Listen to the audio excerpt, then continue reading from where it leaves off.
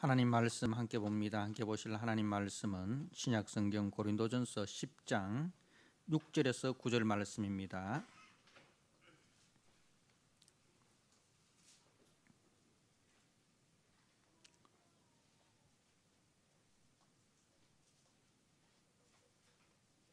고린도전서 10장 6절에서 9절 말씀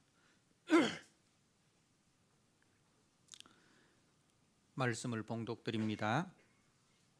이러한 일은 우리의 본보기가 되어 우리로 하여금 그들이 악을 즐겨한 것 같이 즐겨하는 자가 되지 않게 하려 함이니 그들 가운데 어떤 사람들과 같이 너희는 우상 숭배하는 자가 되지 말라. 기록된 바 백성이 앉아서 먹고 마시며 일어나서 뛰논다 함과 같으니라. 그들 중에 어떤 사람들이 음행하다가 하루에 2만 3천 명이 죽었나니 우리는 그들과 같이 음행하지 말자. 그들 가운데 어떤 사람들이 주를 시험하다가 뱀에게 멸망당하였나니 우리는 그들과 같이 시험하지 말자. 아멘. 오늘 고린도전서 10장 6절에서 9절 말씀, 특히 9절 말씀을 중심으로 해서 시험하지 말자라는 제목으로 주신 말씀을 함께 나누고자 합니다. 하나님은 우리를 죄에서 구원하여 하나님의 거룩한 자녀로 삼으셨습니다. 그리고 이 땅에 하나님의 거룩과 영광을 드러내는 하나님 나라의 일꾼으로 우리들을 세워주셨습니다. 그리고 그 일꾼에 합당한 능력과 그 일꾼에 합당한 모습으로 우리가 살아가기를 간절히 소원하시고 계십니다. 그런데 고린도 교회 성도들 중에 소위 성경적 지식이 있다고 말하는 사람들, 그리고 선줄로 스스로 생각하는 사람들, 이제 죄와 사망의 법에서 자유함을 얻었다라고 주장하며 그 자유를 만끽하고자 하는 그런 사람들이 이런 생각과 이런 주장을 합니다. 우리가 구원받았으니 죽어도 천국 가게 되었고, 그러니 이제부터 우리가 마음껏 즐기자. 이런 신앙의 자유주의자들이 이런 말을 합니다. 또 그런 말들을 교회 안에서 퍼뜨리고 있습니다. 이제는 우리가 구원을 받고 하나님의 자녀가 되었으니 우리가 어떤 일을 해도 그 일이 우리의 구원을 무효화시킬 수 없기 때문에 이제는 우리가 마음껏 즐기고 마음껏 우리가 생활하자. 이런 자유방임주의자들, 이렇게 생각하고 이렇게 행동한다면 그야말로 큰 코 다친다는 것입니다. 이런 사람들에 대해서 바울은 무엇이라고 말씀합니까?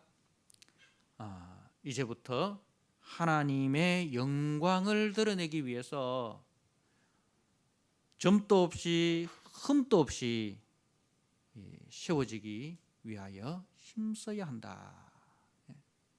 이제는 우리가 하나님의 자녀로 부름을 받았으니 하나님의 자녀답게 점도 없이 흠도 없이 거룩하게 나타나기 위하여 우리가 전심전력을 다하여 신앙의 경주를 해야 한다. 믿음의 선한 싸움을 싸워야 한다. 우리는 옛사람을 벗어버리고 그리스도 안에서 입은 새사람으로 힘써 살아가야 한다. 그렇게 바울은 가르칩니다. 그리고 또한 이 일에 바울이 전심전력을 다하여 살아갑니다. 그래서 고린도전서 11장 1절에 내가 그리스도를 본받는 것처럼 너희는 나를 본받으라 라고 담대하게 말할 수 있게 된 것입니다. 사랑하는 성도 여러분, 구원이 전부가 아닙니다. 구원 이후에 우리가 어떠한 자로 하나님 앞에 세워지느냐, 이것이 이 구원의 목적입니다.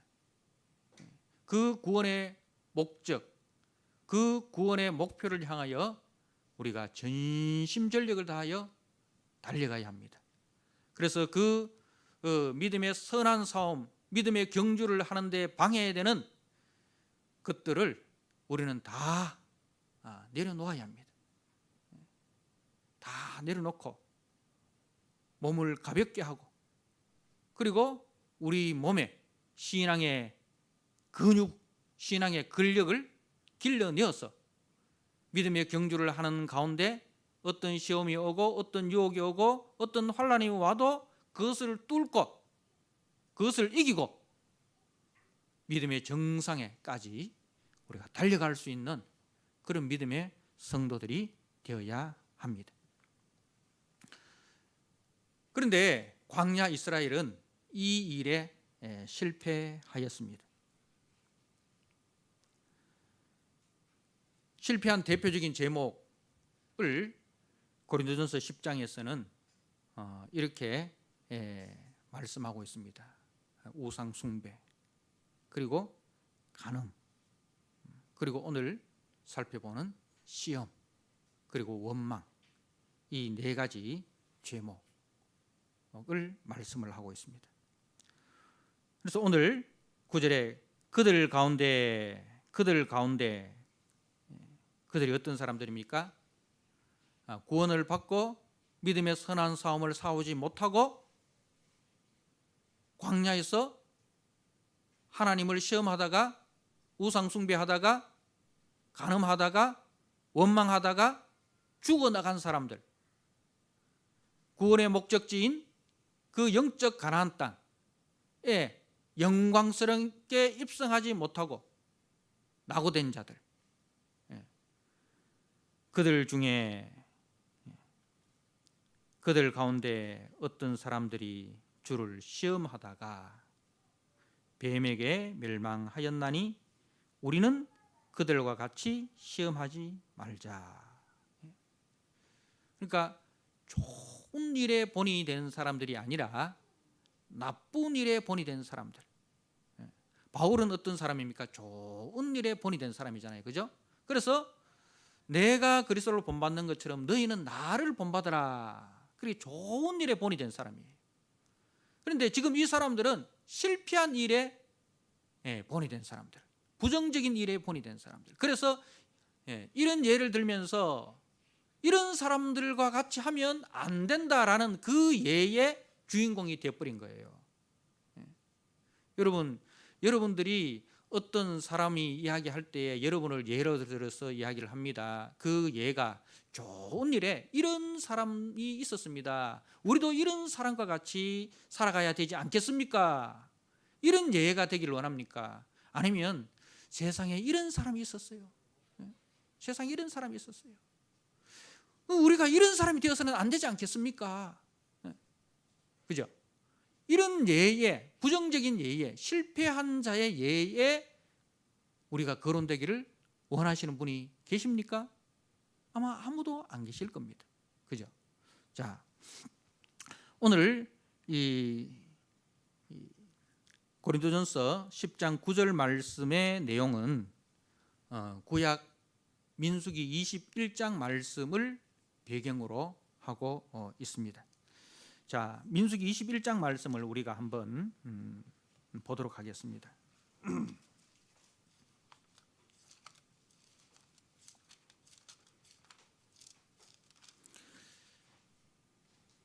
민수기 21장 4절에서 9절 말씀입니다. 제가 한번 읽어드립니다. 백성이 호르산에서 출발하여 홍해 길을 따라 에돔 땅을 우회하려 하였다가 길로 말미암아 백성의 마음이 상하니라. 백성이 하나님과 모세를 향하여 원망하되 어찌하여 우리를 애굽 땅에서 인도해 내어 이 광야에서 죽게 하는가? 이곳에는 먹을 것도 없고 물도 없도다. 우리 마음이 이 하찮은 음식을 싫어하노라 하며 여호와께서 불뱀들을 백성에게 보내어 백성을 물게 하심으로 이스라엘 백성 중에 죽은 자가 많은지라. 백성이 모세에게 이르러 말하되 우리가 여호와와 당신을 향하여 원망함으로 범죄하였사오니 여호와께 기도하여 이 뱀들을 우리에게서 떠나게 하소서. 모세가 백성을 위하여 기도하며 여호와께서 모세에게 이르시되 불뱀을 만들어 장대 위에 매달아 물린 자마다 그것을 보면 살리라. 모세가 놋뱀을 만들어 장대 위에 다니 뱀에게 물린 자가 놋뱀을 쳐다본즉 모두 살더라. 우리가 잘 아는 그런 내용의 말씀입니다. 자, 이 일이 이제 출애굽하고 광야 생활을 한 40년 했습니다. 그죠? 근데 지금 이 사건이 이 광야 생활의 초기일까요? 아니면 말기일까요? 광야 생활이 거의 끝나가는 시점이에요. 왜냐하면 그 앞에 보면 이제 미리암이 죽고 이제 그 뒤에 또 이제 그 앞에 미리암이 죽고 또 아론이 죽는 이야기가 나옵니다.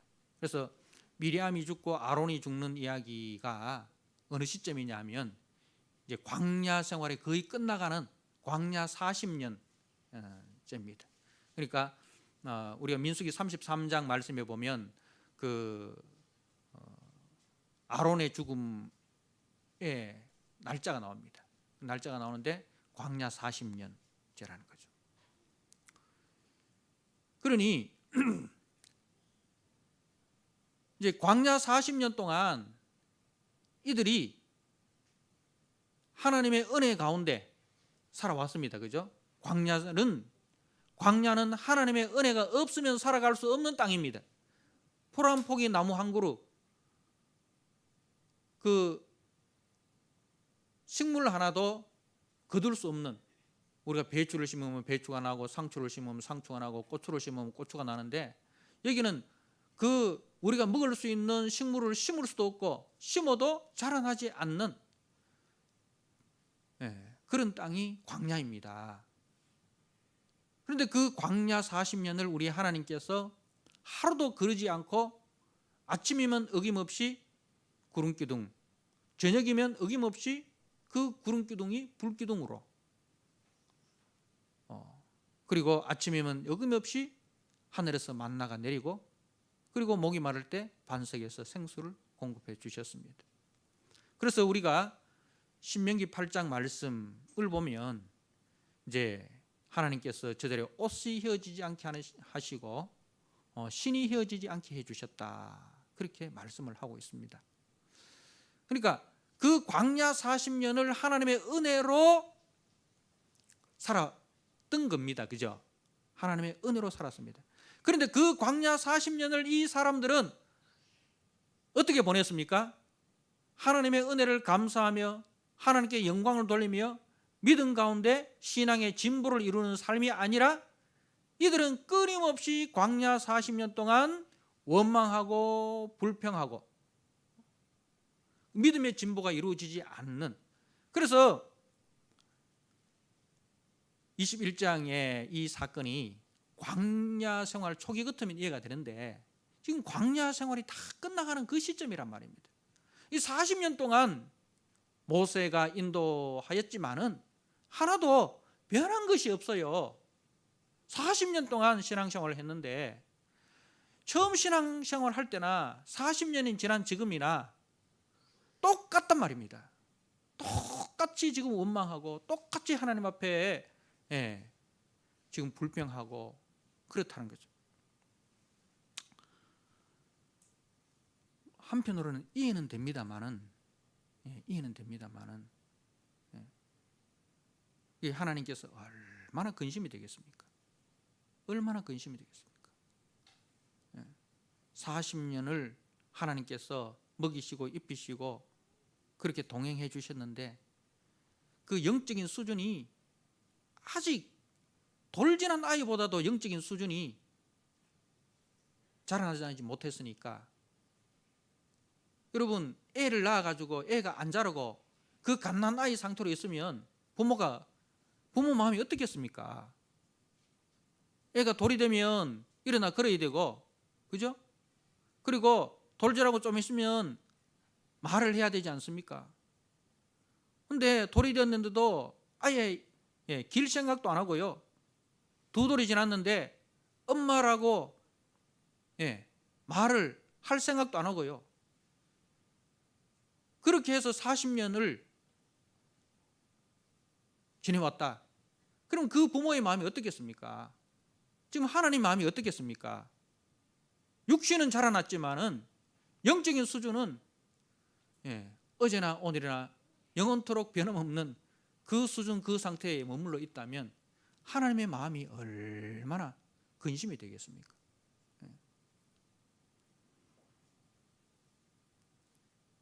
이 이야기가 우리의 이야기가 아니고 남의 이야기가 되었으면 좋겠습니다.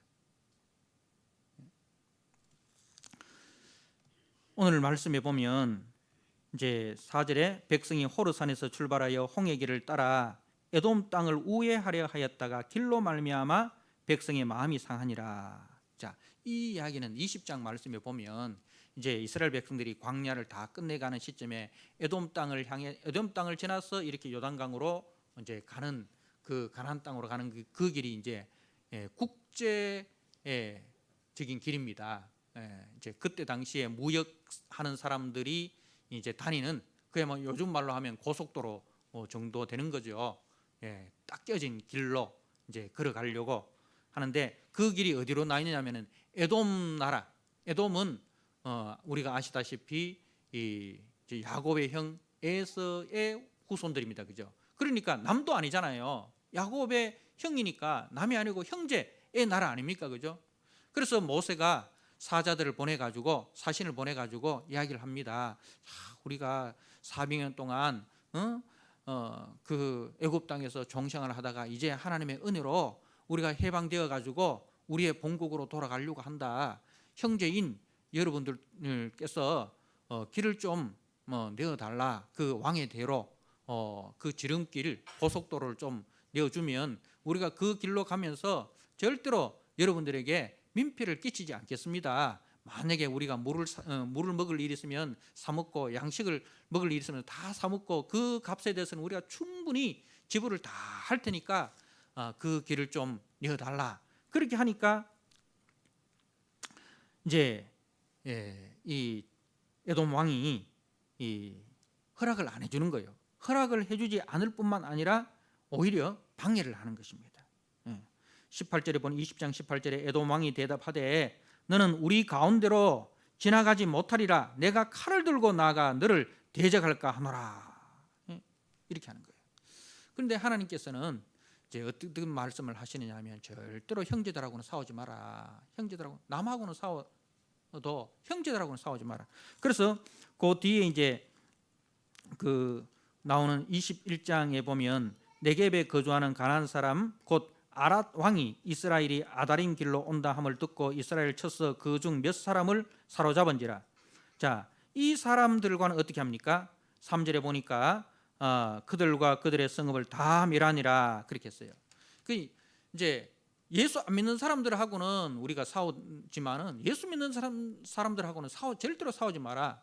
예수 믿는 우리 형제들이 아무리 악한 말을 하고 악한 행동을 해도 그들에 대해서는 무조건 네가 참고, 무조건 네가 용서하고, 무조건 네가 양보해라. 그 이야기예요. 그 에돔이 그야말로 남보다 못한 형제 아닙니까, 그죠? 형제들 중에서도 그런 형제 있지 않습니까? 남보다 못한 형제가 있습니다. 그러면 어떻게 해야 됩니까? 남보다 못한 형제라고 해서 원수 지고 살아라? 아닙니다. 남보다 못한 형제가 있다 하더라도 그 형제하고는 싸우지 마라 이 말입니다. 그 에돔과 모압과 암몬하고는 싸우지 마라. 그들이 길을 내어주지 않는다고 해서 네가 칼을 들고 싸우지 마라. 그게 하나님께서 그렇게 말씀하셨어요. 그래서 이 에돔이 정말 남보다 못한 형제지만은 하나님의 말씀이 그러니 어떻게 합니까? 이제 길을 우회하는 거예요. 여러분, 교회 안에서도 우리가 참 다 사이가 좋고 관계가 좋으면 좋겠습니다만은 그렇지 않잖아요. 뭐 가정에서 부부간에도 형제간에도 다 싸우고 다투고 하는데 우리가 교회는 그야말로 예수 이름 때문에 만난 거 아닙니까? 다 성격도 다르고 살아온 그 환경도 다르고 뭐 좋아하는 취미생활도 다 다르다 보니까 이야기하다 보면 서로 마음이 상할 때가 있어요. 의견이 충돌될 때가 있단 말입니다. 그럼 어떻게 해야 됩니까? 끝까지 한번 싸워볼까? 끝까지 한번 다퉈볼까? 네가 옳은지 내가 옳은지 결판을 내야 됩니까? 그게 교회입니까? 교회는 그런 것이 아니에요. 교회는요, 알고도 속고 모르고도 속고 그렇게 우리가 져주는 것이에요. 그래서 우리가 화평을 이루는 것입니다. 옳고 그름을 따지는 데는 어디 가야 됩니까? 우리가 재판에 가서는 옳고 그름을 따져야지만은 교회 안에서는 교회는 법정이 아닙니다. 옳고 그름을 따지는 데가 아니에요. 교회는 그리스도의 마음으로 서로 사랑하고 서로 용서하고 서로 이해하고 서로 포용하고 서로 배려하고 서로 존중하고 저 사람이 거짓말을 하는 것을 내가 알지만은 그래도 내가 그냥 속아주는 거예요. 모른 척하고 내가 속아주는 겁니다. 왜?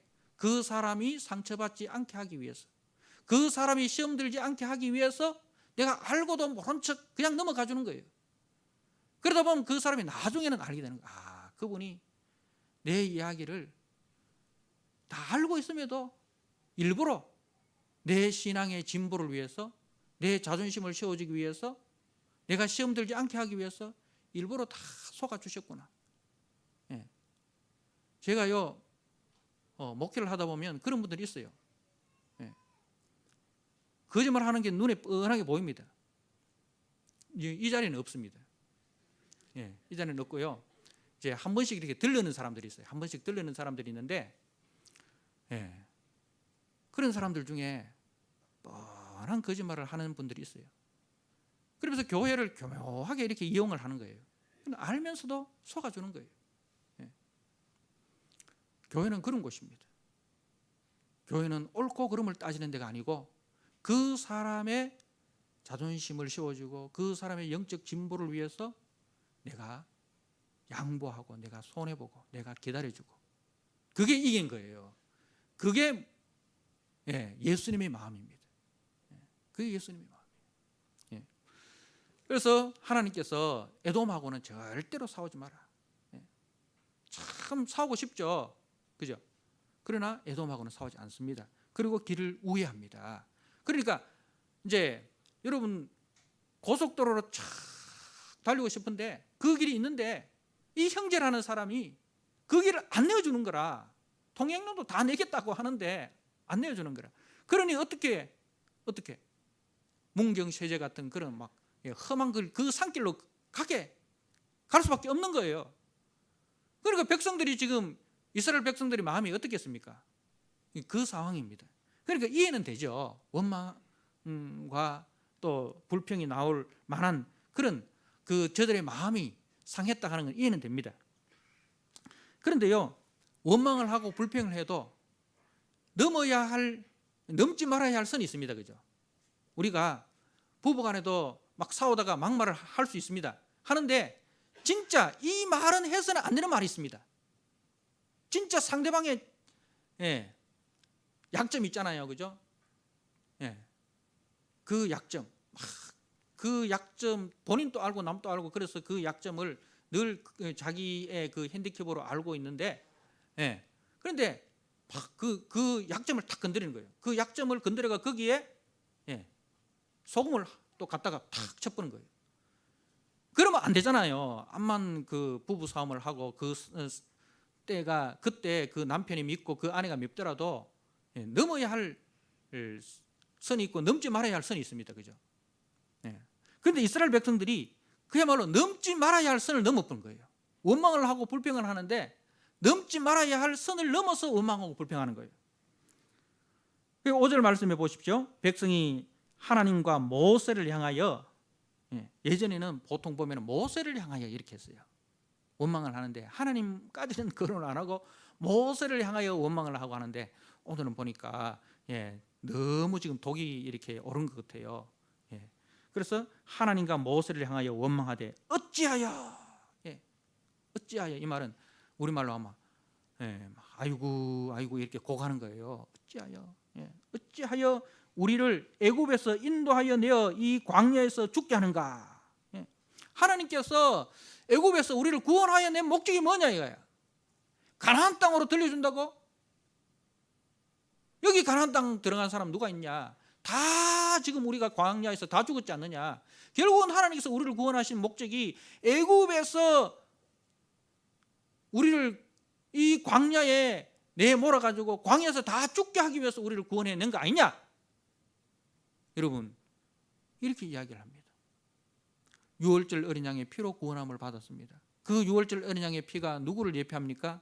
장차 하나님의 아들 독생자 예수 그리스도의 그 십자가 대속의 죽음을 예표하는 거예요.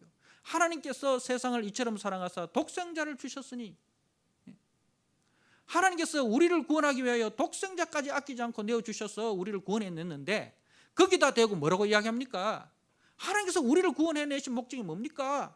우리를 이 광야에서 죽어 나자빼지게 하기 위해서 그렇게 그 목적으로 구원해낸 거 아닙니까? 그야말로 하나님 심장을 그야말로 이렇게 다 뒤집어 놓는 거예요. 하나님의 오장육부를 다 뒤집어 놓는 그 말을 하는 겁니다. 그리고 그 다음에 이곳에는 먹을 것도 없고 물도 없도다. 이곳에는 먹을 것도 없고 물도 없도다. 근데 그런 지금까지 뭐 먹고 뭐 마시고 살았습니까? 40년 동안 뭘 먹고 뭘 마셨습니까? 하나님이 주시는 만나를 먹고 하나님이 주시는 생수를 마셨습니다. 그죠? 근데 하나님께서 지금까지 베푸신 그 은혜를 전부 다 부정해버린 거예요. 다 부정해버리는 거예요. 하나님 지금까지 우리에게 해준 게 뭐 있습니까? 우리가 자식들 지금 키워놓으면 자식들이 나중에 이제 부모한테 하는 말이 뭡니까? 엄마 아버지가 내한테 해준 거 뭐 있노? 이렇게 대들면은 엄마 아빠 속이 다 뒤집어지잖아요. 그죠? 지금 백성들이 지금 이렇게 지금 이제 소매 걷어붙이고 하나님 앞에 삿대질을 하는 겁니다. 하나님 우리한테 해준 거 뭐 있습니까? 그리고 그 다음에 우리 마음이 이 하찮은 음식을 싫어하노라. 이 하찮은 음식 뭐예요? 만나요. 이 만나를 하찮은 음식이라 하고 싫어한다 이 말은, 이제는요 만나가 지긋지긋합니다 이 말입니다. 그 쉬운 성경은 그렇게 번역을 했습니다. 이 만나가 이제는 지긋지긋합니다. 이라는 거예요. 이 하찮은 음식. 이 만나가 뭐예요? 장차 하늘에서 내려오는 생명의 양식 되시는 예수 그리스도를 상징합니다. 그러니까 한마디로 이야기하면 이거예요. 하나님 우리 구원해가지고 우리한테 해준 거 무엇입니까? 내가 예수 믿어가지고 40년 예수 믿었는데 예수 믿고 내 잘된 거 무엇입니까? 이럴 줄 알았으면 나는 예수 안 믿고 세상에서 그냥 세상 사람들처럼 하고 싶은 거 다 하고 마음껏 그렇게 살았을 텐데, 이렇게 그래 이야기하는 거예요. 이럴 줄 알았으면 예수 믿고 예수 믿고 난 뒤에 하나님이 나한테 해준 거 뭐 있습니까? 이러려고 내한테 예수 믿게 했습니까? 예수 믿고 내가 이런 모습으로 갈 것 같으면 나 차라리 예수 안 믿고 말았을 텐데요. 근데 십자가를 현저하게 모독하는 거예요. 자, 우리가 히브리서 10장 말씀을 한번 보십시오. 이런 사람들이 있습니다. 히브리서 10장 29절 말씀을 한번 보십시오.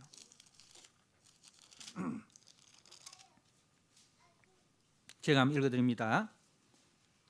하물며 하나님의 아들을 짓밟고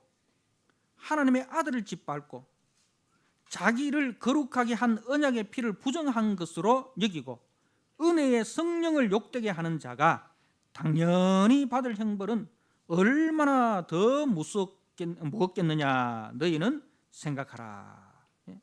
그야말로 이 사람들이 하는 그 말과 행동이 뭐예요? 하나님의 아들을 짓밟는 거예요. 십자가에 못 박히신 예수를 현저히 욕보이는 것입니다. 언약의 피, 예수 그리스도의 피를 모독하는 것입니다. 은혜의 성령을 욕되게 하고 있습니다. 자, 이 일로 인해서 이제 하나님께서 불뱀 사건 있잖아요, 그죠? 불뱀으로 하여금 그 원망하는 자들을 물게 하십니다. 그래서 6절에 여호와께서 불뱀들을 백성 중에 보내어 백성을 물게 하심으로 이스라엘 백성 중에 죽은 자가 많은지라 이렇게 됐어요. 불뱀을 보낸 거예요. 그러면 왜 하나님께서 많고 많은 그 짐승들 중에 꼭 불뱀을 보냈을까? 그런 이제 생각을 한번 해봅니다. 뱀이라 하면은 여러분들 어디가 생각납니까? 뱀에게 물린 사람, 최초로 뱀에게 물린 사람 누굽니까? 꼭 뱀에게 물린 게 아니고 뱀에게 당한 사람입니다. 아담이잖아요, 그죠? 아담과 하와가 뱀에게 물렸잖아요. 사단에게 물렸잖아요. 그죠?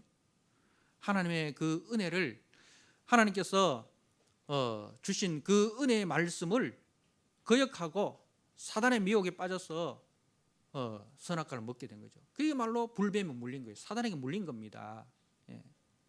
그래서 이 사단에게 물리니까 어떻게 됩니까? 뱀에게 물려가지고 정신이 혼미하게 되는 거예요. 정신이 혼미하게 되는 거예요. 하나님의 은혜를 부정해버리고 아버지를 아버지라 부르지 않고 다른 옆집 사람을 아버지라 부르고 그쪽으로 가버리는 거예요. 하나님을 거역하고 사단의 종이 되어버린 거예요. 그야말로 불뱀에 물린 거예요. 자, 그래서 하나님께서 어떻게 해주셨습니까? 7절에 백성이 모세에게 이르러 말하되 우리가 여호와와 당신을 향하여 원망함으로 범죄하여 사오니 여호와께 기도하여 이 뱀들을 우리에게서 떠나게 하소서. 모세가 백성을 위하여 기도하며. 그러니까 여러분, 모세는 속이 있는 사람입니까? 없는 사람입니까? 모세는 속이 없는 사람입니다. 속이 있는 사람 같으면 뭐라 하겠습니까? 네가 해라. 원망하고 불평하고 하는 거는 네가 해놓고 왜 내보고 기도해라 하노? 이게 한두 번 따고 40년 동안 이게 당했잖아요. 40년 동안 당했잖아요. 여러분, 지도자는 속이 없는 사람입니다.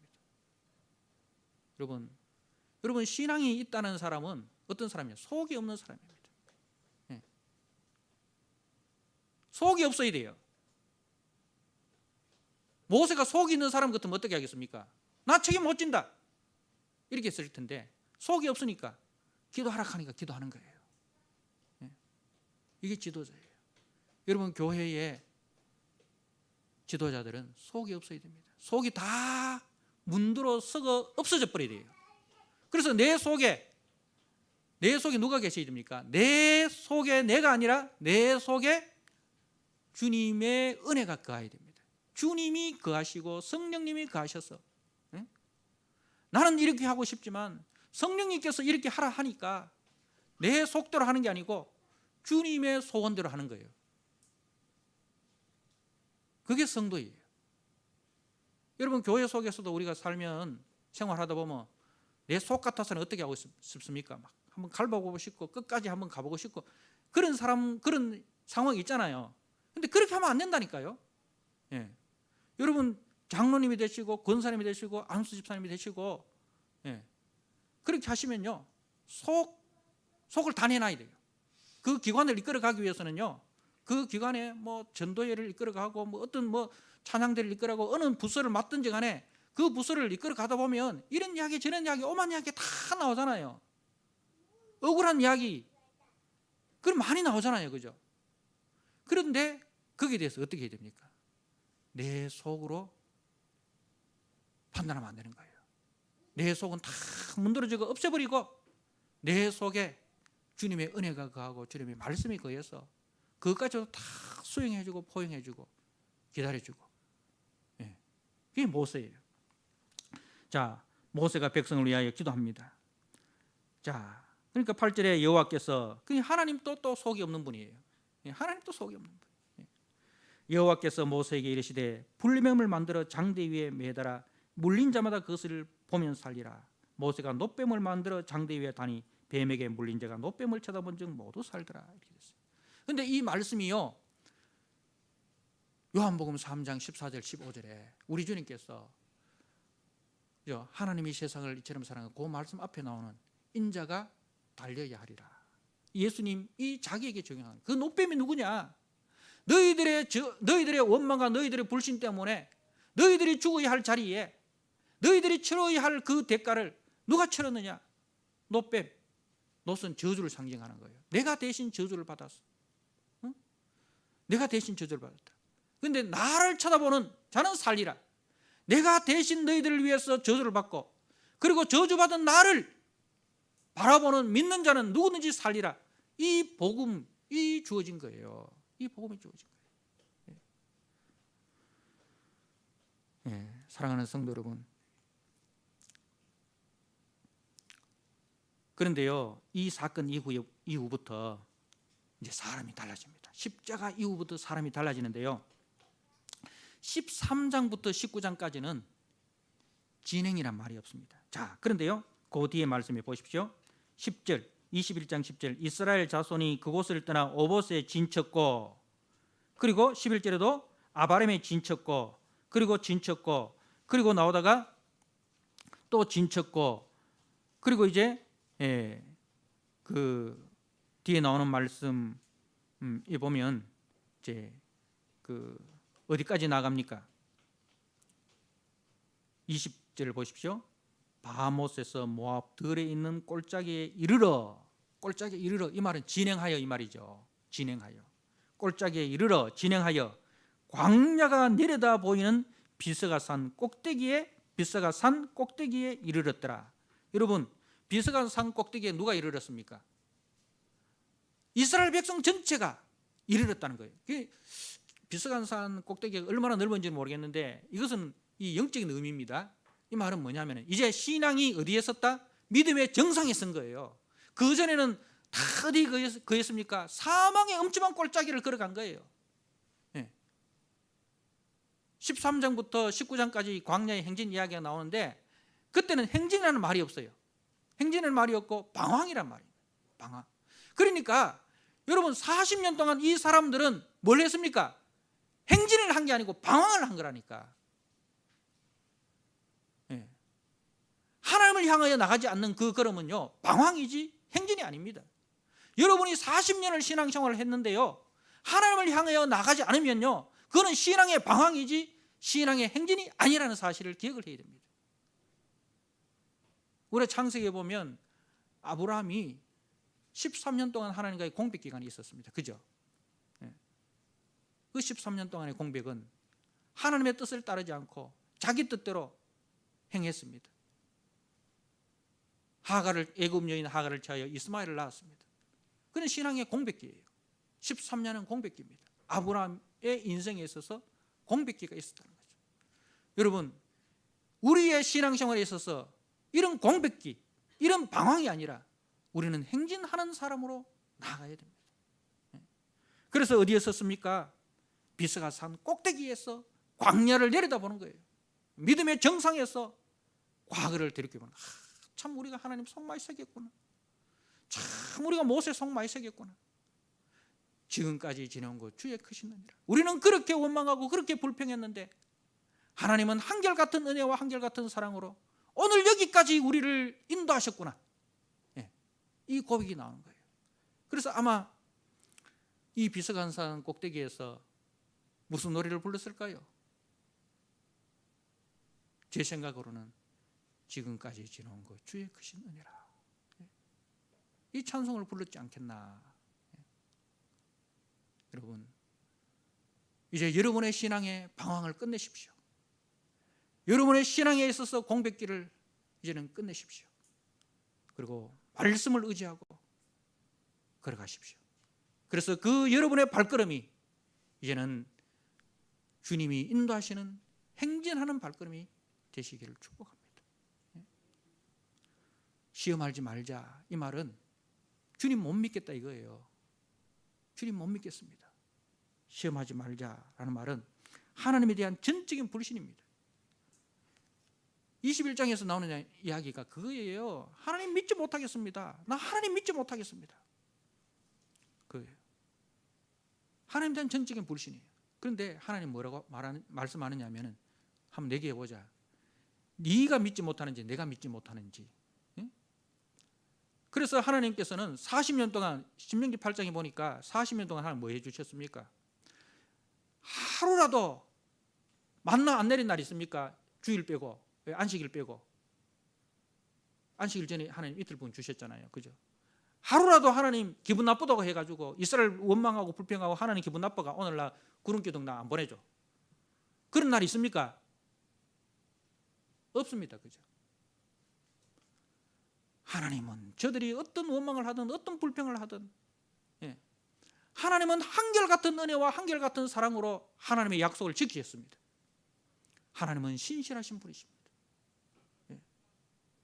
누가 시험에 들었습니까? 저들이 시험에 들었지 하나님 시험 든 거 아닙니다. 하나님은 신실하신 분입니다. 그럼 누구 잘못입니까? 우리 잘못이라는 거예요. 우리가 신실하지 못했습니다. 우리가 신실하지 못했습니다. 그러니 여러분 절대로 이 땅을 살아가는 동안 여러분들이 어떤 광야 생활을 하더라도 하나님에 대해서 불신하지 마십시오. 하나님은 어제나 오늘이나 영원토록 변함없는 사랑으로 여러분을 사랑하고 계십니다.